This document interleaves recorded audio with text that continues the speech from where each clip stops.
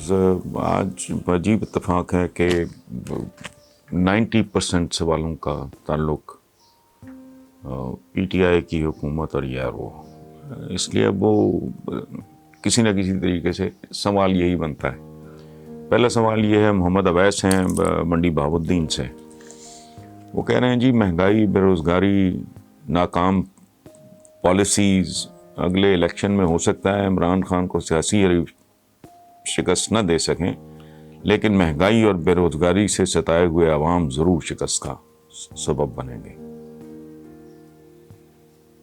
تو کیا آپ سمجھتے ہیں کہ عمران خان اپنی ناکام پالیسیز کی وجہ سے ہی ہاتھ دھو بیٹھیں گے؟ اچھا، اب یہ عجیب و غریب قسم کی ویسا صورتحال ہے۔ میرا چونکہ بیک گراؤنڈ ہے، میری فارمل ایجوکیشن ہے اکنامکس کی، میں جو ہو رہا ہے بہت برا ہو رہا ہے، اس میں کوئی شک نہیں ہے۔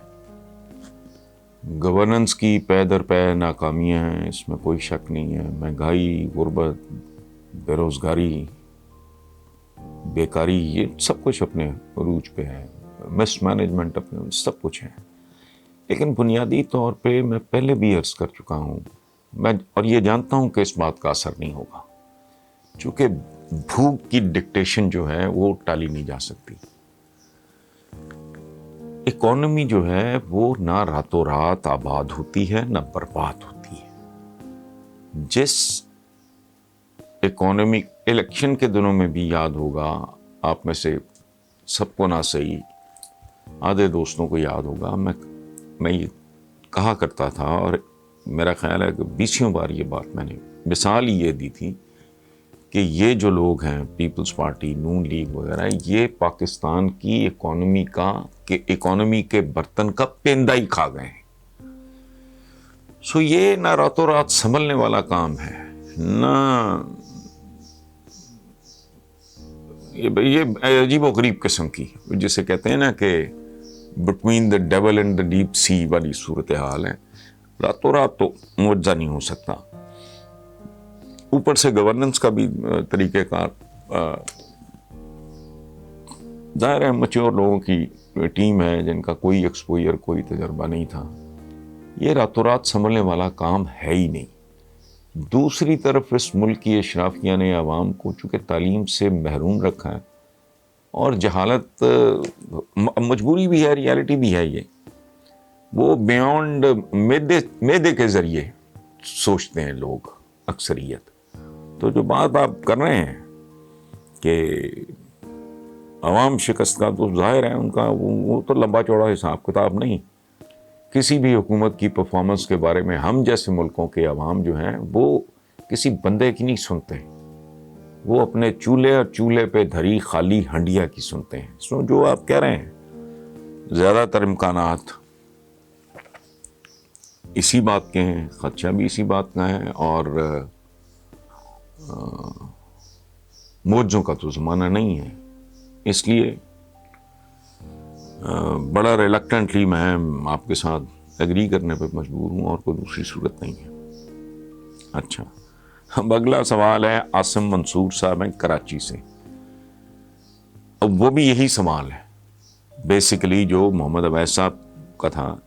وہ کہہ رہے ہیں جی ملک میں چینی نہیں مل رہی، حکومتی احکامات کو دکانداروں نے ہوا میں اڑا دیا، عام آدمی کے لیے چینی 100 روپے کلو تک فروخت ہو رہی ہے، یوٹیلیٹی سٹورز پر چینی ملتی نہیں، ملے بھی تو 2 کلو سے زیادہ نہیں ملتی۔ اس حوالے سے میرے ذہن میں ایک لطیفہ آیا ہے، اور وہ یہ کہ شوگر جیسے موذی مرض کو جڑ سے اکھاڑنے کے لیے عمران خان نے ملک بھر میں چینی کی سپلائی روک کر شوگر فری پاکستان بنانے کا عزم کیا ہے۔ اس حسین اقدام پر آپ کیا کہیں گے عاصم منصور صاحب؟ میں نے کیا کہنا ہے، جو کہنا تھا وہ آپ نے کہہ دیا ہے۔ اب باقی سوال جواد اکبر صاحب ہیں گجرات سے، انہوں نے اپنے طریقے سے بات یہی کی ہے کہ بھی عمران خان نے پودا لگایا، اور جب وہ جوان ہو کے پھل دینے لگا تو اب وہ کلہاڑی لے کے تحریک انصاف کے بارے میں بات کر رہے ہیں، تو وہی بات کر رہے ہیں۔ اب فیضان رحیم ہیں جوہر آباد سے، وہ اس بات کو ریڈیکیول کر رہے ہیں کہ جی خود کس طرح سڑکوں پہ گاڑی چلا کے مختلف مقامات کا دورہ، اس سے کیا فرق پڑ جائے گا، اور یہ بڑی سطحی قسم کی گورننس کا۔ محمود حسین چوبرجی سے ہیں، تو وہ انہوں نے بھی بیسیکلی یہی بات کی ہے کہ جی عمران خان اور تحریک انصاف نے شریف چور زرداری چور کے نعرے لگا لگا کے ملکی سیاسی منظرنامہ تبدیل کرنے کی کوشش کی، لیکن بیسیکلی تو یہاں کوئی تبدیلی نہیں آئی۔ وہ دونوں پارٹیز اپنی اپنی جگہ پہ اسی طرح قائم ہیں، اور یہ میلٹ ہوتی جا رہی ہے پی ٹی آئی دن بدن۔ انہوں نے مثال دی ہے جیسے یہ، بلکہ میرے ہی انہوں نے ایک جملے کا حوالہ دیا ہے کہ جون جولائی میں جیسے برف کا بلاک سڑک پہ رکھ دیا جائے تو وہ دیکھتے دیکھتے نظروں سے اجل ہو جاتا ہے، وہ برف پگھلتی جاتی ہے، پتہ نہیں چلتا کہ پگھل رہی ہے آدھے پونے گھنٹے بعد میں۔ تو اسی طرح کی صورتحال ہے، ان سب کا میں کیا جواب دوں۔ ایک بات وہ بھی چند لوگوں نے کی ہے کہ یہ جو ڈاکٹر فردوس عاشق اعوان نے وہ جو کسی اے سی بی سی کو، تو اس میں میری گزارش ہے، میں اپنے پروگرام رپورٹ کارڈ میں بھی عرض کر چکا ہوں کہ بھائی ملکی حالات، ایسے حالات میں اس طرح کے واقعات پہ کوئی اتنی اہمیت دینا، ان پہ فوکس کرنا، یہ اگر آپ سمجھتے ہیں دانش مندی ہے تو پلیز آپ اس کو جاری رکھیں، بٹ آئی ڈونٹ تھنک یہ بالکل ایسے ہی ہے کہ سونامی آ جائے، سیلاب آ جائے، زلزلہ آ جائے تو اس میں میں یہ شکایت کروں کہ فلاں نے مجھے ڈانٹ پلائی تھی۔ ملک کی حالات تو دیکھیں، فوکس ادھر ہونا چاہیے۔ یہ چھوٹے چھوٹے واقعات ہیں، یہ انتظامی سا معاملہ تھا، اس کو اتنی زیادہ اہمیت، اور اللہ بہتر جانے لوگوں کے کہتے ہیں کہ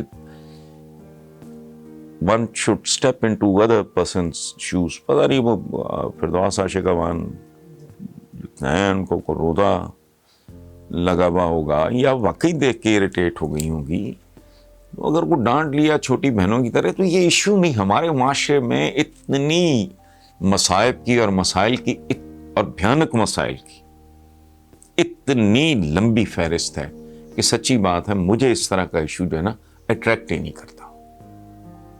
آپ اندازہ لگائیں کہ رمضان المبارک کے مہینے میں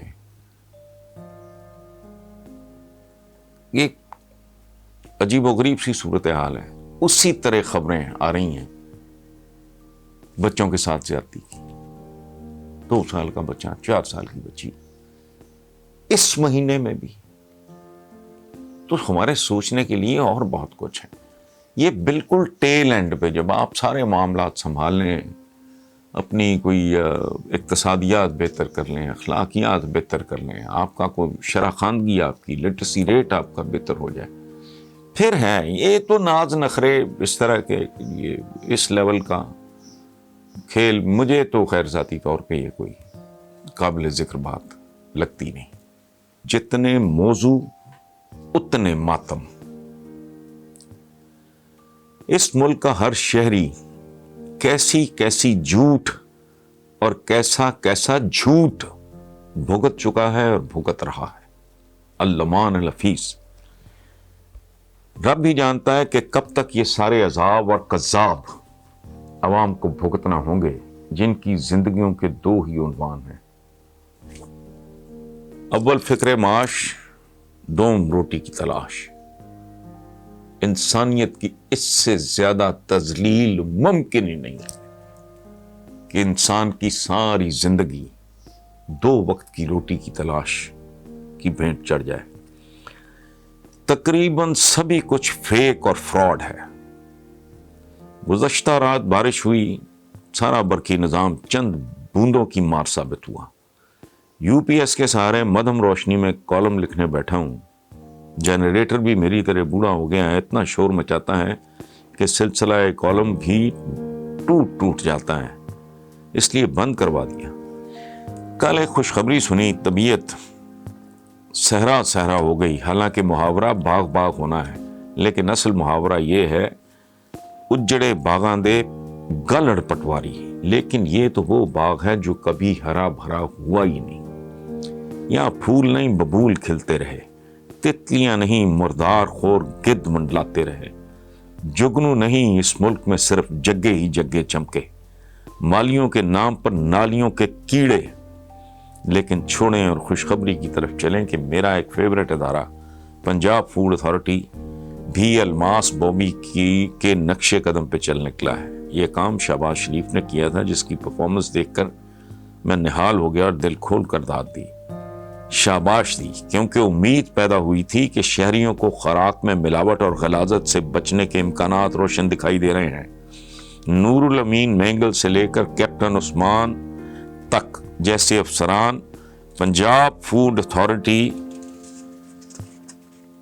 کو اتنی خوبصورت سے ان لوگوں نے، ان نوجوان بیوروکریٹس نے چلایا، لیکن اب پنجاب فوڈ اتھارٹی جیسا ادارہ، میں نون لیگ کی مخالفت کرتا تھا، اس ادارے کو میں نے بہت زیادہ سپورٹ کیا، چونکہ یہ لوگوں کی، عام آدمی، غریب آدمی کی، ہماری یوتھ کی، ہمارے بچوں کی زندگیوں کا سوال تھا کہ ان کو خالص خوراک ملے۔ لیکن اب اس پہ سرکاری نحوست چھا چکی ہے۔ اس طرح کے مسائل ہیں جن کی طرف متوجہ ہونا چاہیے۔ لگتا ہے کوئی سانپ سونگ چکا ہے۔ پہلے یہ پنجاب فوڈ اتھارٹی فراٹے بھر رہی تھی، اب یہ خوراٹے لے رہی ہے۔ اور میں نے کسی سے وجہ پوچھی تو میں یہ سن کے حیرت زیادہ رہ گیا کہ بزدار سرکار کا فیصلہ ہے کہ جعلی دودھ سے لے کے مضر صحت خوراکیں بیچنے والوں کے اڈوں کو سیل کرنے سے کاروبار متاثر ہوں گے۔ نسلیں متاثر ہو جائیں وہ ٹھیک ہے، کاروبار متاثر ہوں گے، بے روزگاری اور بیکاری میں اضافہ ہوگا۔ سبحان اللہ، کیا لاجک ہے! کتنی دور دور سے کوڑیاں جمع کر کے گڈ گورننس کے کیسے کیسے شاہکار پیش کیے جا رہے ہیں۔ کبھی کبھی تو یوں لگتا ہے کہ پنجاب فوڈ اتھارٹی کو میری ہی نظر کھا گئی اور کسی کا کوئی قصور نہیں۔ اسی طرح وزیر اعظم کا ایک تازہ بیان، فرمایا مزید ٹیکس نہ لگائے جائیں، عوام کو ریلیف دینے کے لیے آؤٹ آف باکس سولوشنز تجویز کیے جائیں۔ اس بیان کا پہلا حصہ اس بات کا اشارہ ہے کہ ماشاءاللہ مزید ٹیکسز زیر غور ہیں، تو حکومت کو یہ بات دھیان میں رکھنے چاہیے کہ اب مزید مہنگائی یا ٹیکس کسی وقت بھی عوام کی پہلے سے ٹوٹی ہوئی کمر پہ آخری تنکا ثابت ہو سکتے ہیں، جس کے بعد کچھ بھی سنبھالنا ممکن نہیں ہوگا، کیونکہ عوام کی ہمت جواب دیتی جا رہی ہے۔ رہ گئے آؤٹ آف باکس خیالات تو اس کے لیے تخلیقی صلاحیتوں کے حامل بیدار مغز لوگوں کی ضرورت ہوتی ہے حضور، جبکہ یہاں معاملہ کچھ اس طرح کا ہے، آپ دستار اتاریں تو کوئی فیصلہ ہو۔ لوگ کہتے ہیں کہ سر ہوتے ہیں دستاروں میں، پہلی شرط یہ ہوئی کہ دستار میں سر ہو، ٹوپی کے اندر سر ہو، دوسری شرط یہ ہے کہ سر میں مغز بھی ہو، اور تیسری شرط یہ ہے کہ اس مغز میں سوچنے سمجھنے کی صلاحیت بھی موجود ہو۔ اگر یہ سب کچھ موجود ہے تو عوام کو ریلیف دینے والے مسئلے کا کوئی نہ کوئی حل نکل آئے گا۔ پیوستہ رہ شجر سے امید بہار رکھ، لیکن اگر درخت ہی مر چکا ہو تو قارئین، بجلی کی غیر موجودگی میں اتنا کچھ عرض کیا جا سکتا تھا۔ کل تک بحال ہو گئی تو ایک انتہائی سنجیدہ موضوع پہ کچھ عرض کروں گا جو آج کے ماحول میں ممکن نہیں تھا۔ السلام علیکم ویورز، اس کالم کا عنوان ہے اپنا گریباں چاک۔ یہ ایک ایسے عالمی ادارے ورلڈ ہیلتھ آرگنائزیشن کی رپورٹ ہے جس کی پاکستان اور پاکستانیوں کے ساتھ کسی قسم کی کوئی ذاتی دشمنی نہیں۔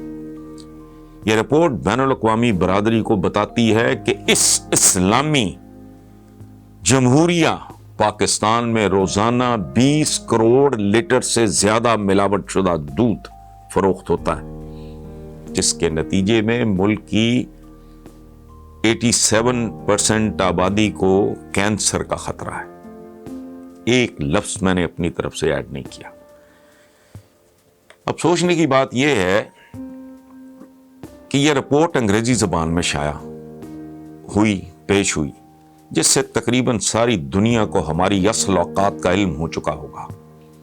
رہی صحیح کسر ترجمے نے پوری کر دی ہوگی، کیونکہ یہ رسوا کر دینے والی خبر ہمارے اردو اخبارات میں بھی شائع ہوئی ہے۔ دوسری بات یہ کہ ہم چاہیں تو ڈھیٹوں کی طرح اسے اپنے خلاف سازش قرار دے کر بھی قرار حاصل کر سکتے ہیں، جو ہماری دیرینہ عادت ہے۔ تیسری بات یہ کہ اندر سے ہم سب بخوبی جانتے ہیں کہ یہ خبر 100% درست ہے، کیونکہ یہی ہمارا اصل چہرہ اور اجتماعی کردار ہے، جس کا سب سے بڑا ثبوت یہ کہ جب تک پنجاب فوڈ اتھارٹی فوت نہیں ہوئی تھی تو اس کے چھاپوں کے نتیجے میں لگاتار یہ خبریں شائع ہوتی تھیں کہ دودھ بنانے کی فلاں فیکٹری سے ہزاروں لیٹر کیمیکل زدہ دودھ برآمد کرنے کے بعد ضائع کر کے فیکٹری سیل کر دی گئی۔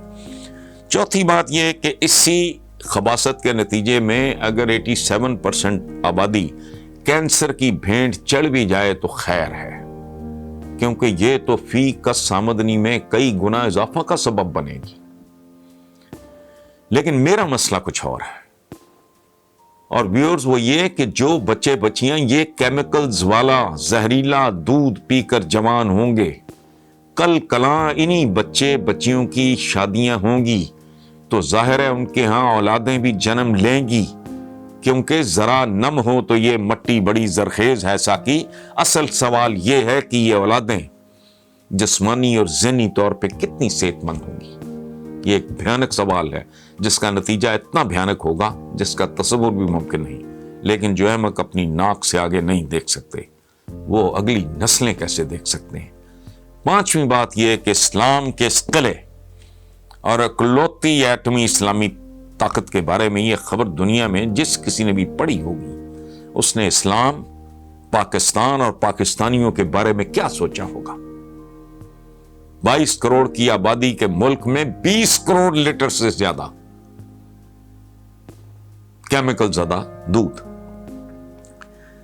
میں سوچتا ہوں کہ جنہوں نے یہ پڑھا ہوگا وہ اسلام، پاکستان اور پاکستانیوں کے بارے میں کیا سوچتے ہوں گے، کیسی رائے قائم کی ہوگی، اور ایسا کرنے میں وہ کس حد تک حق بجانب ہوں گے کہ جو لوگ اپنی ہی اولادوں کی نسل کشی پہ تلے ہوئے ہیں وہ باقی دنیا کے لیے کیسے ہوں گے۔ چھٹی اور آخری بات یہ کہ ہمارے چند جینون علماء کا یہ کہنا ہے کہ مسلمانوں کے لیے طاقت کے بلبوتے پر نشاط ثانیہ ممکن نہیں رہ گئی، اور اب اس کا ایک ہی راستہ اور طریقہ باقی رہ گیا ہے، اور وہ ہے تبلیغ اور دعوت حق کا راستہ۔ مجھ جیسے بے وقوف کو کے نزدیک یہ بھی ممکن نہیں کہ آپ یہاں سے کوئی تبلیغ کرنے جائے گا، یہاں کا کوئی مبلغ انہیں سمجھائے گا، بتائے گا کہ دین مبین کیا ہے، جس میں 20 کروڑ لیٹر سے زیادہ جعلی دودھ ڈیلی مینوفیکچر ہوتا ہے۔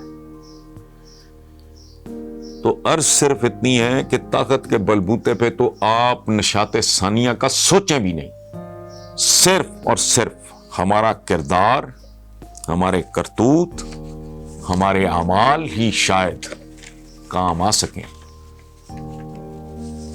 ذرا تصور کریں، پاکستان کے بلند پایا مبلغ تبلیغی حضرات بیرون ملک جاتے اور دین کامل کا بہترین انداز میں تعارف کراتے ہیں، فرض کرتے ہیں، سننے والے اشش کر اٹھتے ہیں، لیکن پھر اس مجمع میں سے صرف چند لوگ اٹھتے ہیں اور ورلڈ ہیلتھ آرگنائزیشن کی یہ رپورٹ پڑھ کے سنانے کے بعد ہمارے علماء سے کہتے ہیں کہ اپنی اسی دعوت حق کی قسم کھا کر اس رپورٹ کو جھٹلاؤ، تو ہمارے یہ مبلغین کیا جواب دیں گے؟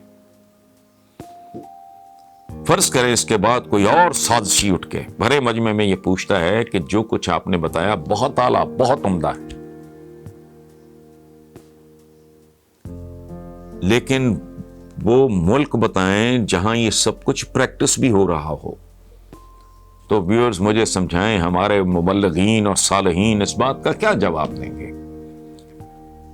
باتیں تو اور بہت سی ہیں، لیکن وہ ویسی ہوں گی جن کا بتنگڑ بنانا کچھ لوگوں کے لیے بہت آسان ہوگا، اس لیے میں بھونڈوں کے کھکر کو چھیڑے بغیر چند بے ضرر سی باتوں پر ہی اکتفا کر رہا ہوں، کیونکہ جس کا ذہن زندہ اور ضمیر مردہ نہیں ہوگا وہ ضرور ان حقائق اور ان کے نتائج پہ غور کرے گا۔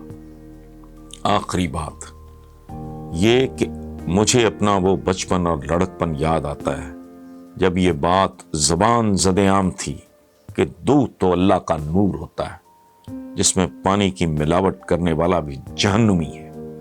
آج ہم نے ملاوٹ تو بند کر دی، پورے کا پورا دودھ ہی کیمیکل سے بنانا شروع کر دیا، جانوروں کو انجیکشن لگانا شروع کر دیے، کیونکہ اس معاشرے میں ٹیلنٹ کی کوئی کمی نہیں ہے۔ ویورز، اس کا تو مطالبہ تھا آپ کی طرف سے، تو آج کے کالم کا عنوان ہے کالے کال۔ کئی دن ہو گئے کرنٹ افیئرز پر ہی جھک مار رہا ہوں، جو کرنٹ نہیں 70 سال پرانے گھسے پٹے سڑے بسے اور بدبودار افیئرز ہیں، جن میں خرگوشوں کی سی رفتار کے ساتھ اضافہ ہوتا چلا جا رہا ہے۔ اس لیے آج تبدیلی آب و ہوا اور بہت سے دوستوں کی فرمائش پہ پھر کچھ کالے کال لے کے حاضر ہوں۔ آج کا پہلا کال ہے، کتوں اور قافلوں کا رشتہ بہت قدیم ہے۔ فرسٹ پارٹی بھونکنے سے باز نہیں آتی، سیکنڈ پارٹی چلنے سے باز نہیں آتی۔ دوسرا کال، جیسا معاشرہ ویسے مسائل۔ تیسرا کال، زندگی کی حقیقی گواہی صرف ترقی ہے۔ اور یہاں میں یہ بات عرض کر دوں کہ اس ترقی میں فکری، جذباتی، روحانی، اقتصادی، ہر طرح کی ترقی شامل ہے۔ پانچواں کال ہے جی، تہذیب کا معیار تعداد نہیں استعداد ہے۔ چھٹا کال ہے ایک سوال کی شکل میں کہ کتاب اہم ہے یا قاری۔ ساتواں ہے انکہی کہیں سے زیادہ خوبصورت ہوتی ہے۔ آٹھواں کال ہے سنگ مرمر کبھی چوک اور ہیرا کبھی کوئلہ ہوتا تھا۔ نواں کال ہے جس میں مجھے آپ کا تبصرہ چاہیے کہ محبت نشہ ہے تو شادی ہینگ اوور۔ 10واں کال ہے زندگی بھر زندگی سیکھتے رہو۔ اور 11واں کال ہے گھر ایک ایسی جگہ ہے جہاں آپ تاریکی میں بھی رستہ ڈھونڈ لیتے ہیں۔ 12واں کال ہے جل جانا سلگتا رہنے سے بہتر ہے۔ 13واں کال ہے خوشی منزل نہیں ہوتی، مسافر کا انداز سفر ہوتا ہے۔ 14واں کال ہے ہر چور میں ایک ساتھ چھپا ہوتا ہے، لیکن کسی ساتھ میں کوئی چور موجود نہیں ہوتا۔ 15واں، مستقبل اب مستقبل نہیں رہا سوائے جانوروں کے۔ 16واں کال ہے حقیقت اور سچ میں زمین و آسمان کا فرق ہوتا ہے۔ 17واں کال ہے صرف جوش اور جذبہ پیٹرول سے خالی انجن کی مانند ہے، اس کی کوئی حیثیت نہیں۔ خواب دیکھنے کے بعد جاگنا بھی ضروری ہوتا ہے۔ 19واں کال ہے کچھ قومیں مستقل وینٹیلیٹرز پہ رہتی، اور اس سے اگلا کیوں اور کیوں نہیں میں صرف ایک لفظ کا فرق ہے۔ اور آج کا آخری کال یہ ہے کہ جس کی سمت ہی صحیح نہ ہو اسے منزل کبھی نصیب نہیں ہوتی، خواہ اس کی رفتار کتنی ہی تیز کیوں نہ ہو۔ Thank you G.